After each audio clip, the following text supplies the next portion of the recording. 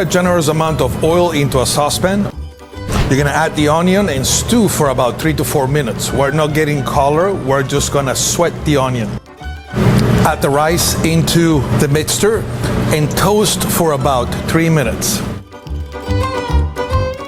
After that, you're gonna place a little bit of stock and stir. Add stock and stir until the liquid is absorbed.